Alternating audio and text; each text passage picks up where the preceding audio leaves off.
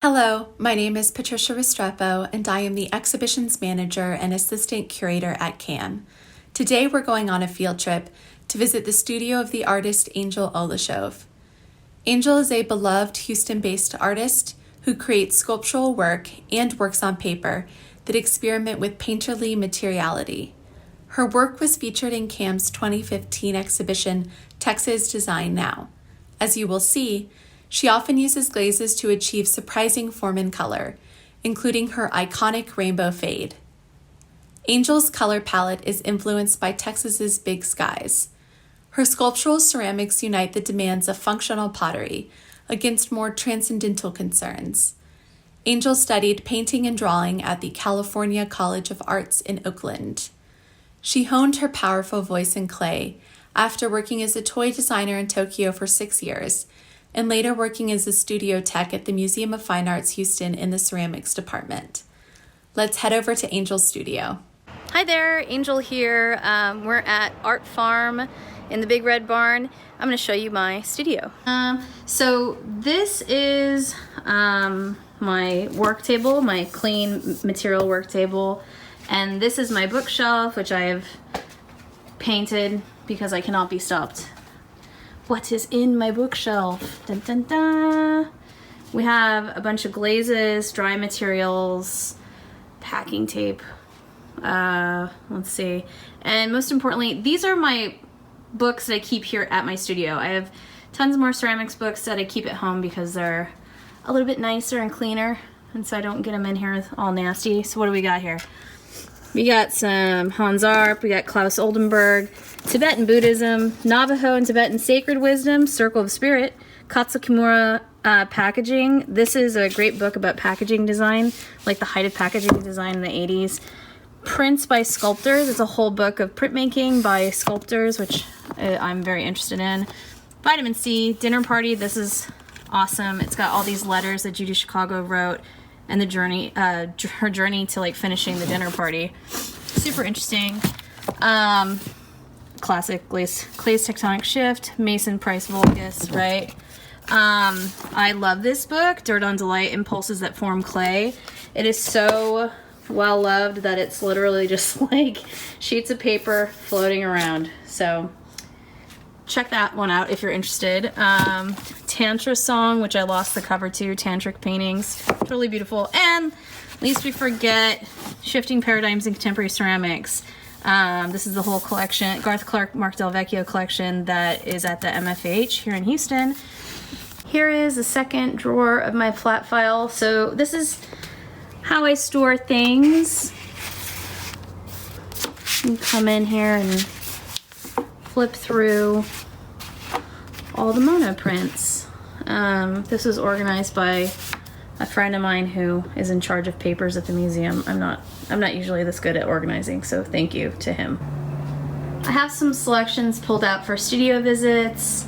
We have pots. I have some functional work, sculptural. Yeah, and I just store it on these racks in the corner of my studio. Usually I have them wrapped up so they don't get damaged, but I've had people coming in looking at things.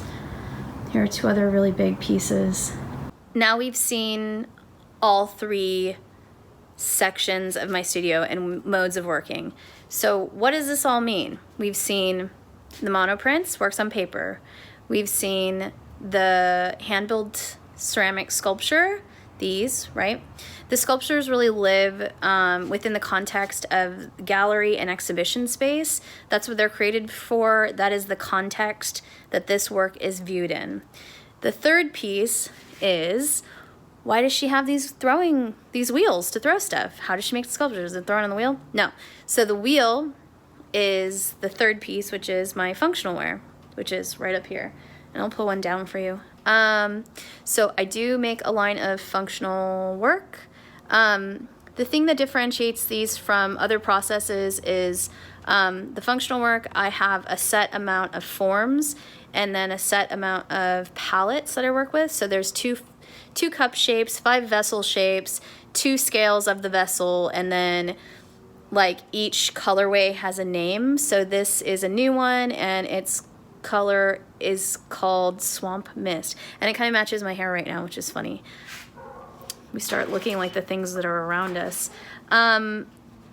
It's really important for me to have, like, it's important for me, like, I want my work to be accessible to people that want it and love it, and I want it to be in the homes of people that enjoy it.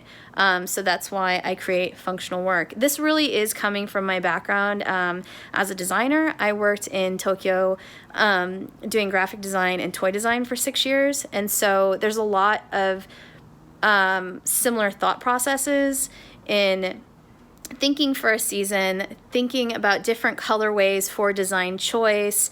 You know, like if you were to make a product, you want to give a few options before you get the final product, right? Like it has to go through approval process. And so that problem solving and sort of industrial commercial process is very much like exciting and interesting to me. It keeps me really engaged in the studio and keeps my hands in the clay. And I love it. And I love getting letters from people, not letters, people don't write letters.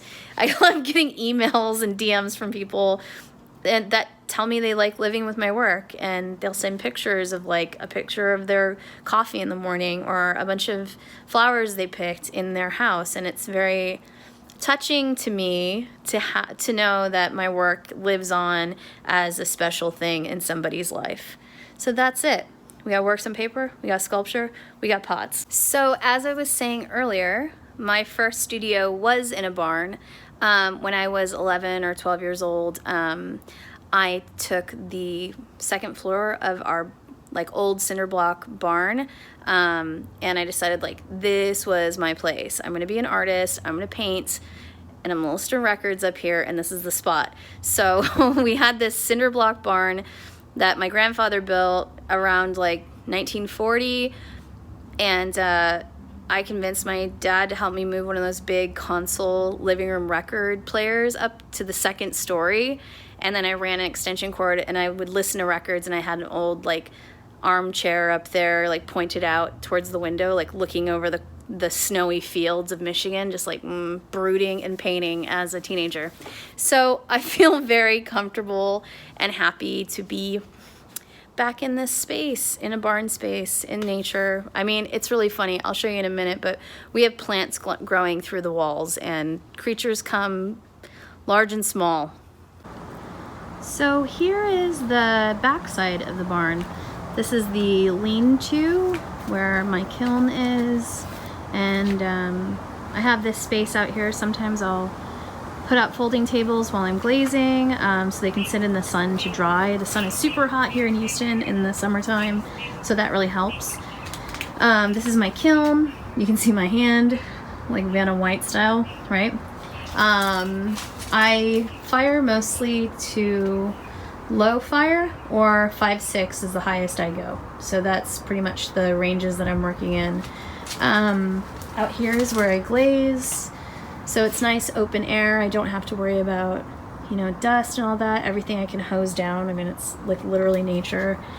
And that's what we're working with. Well, that's all from the art farm. I want to thank you for watching this video. I want to thank the CAM for inviting me to share a little piece of my creative practice with y'all.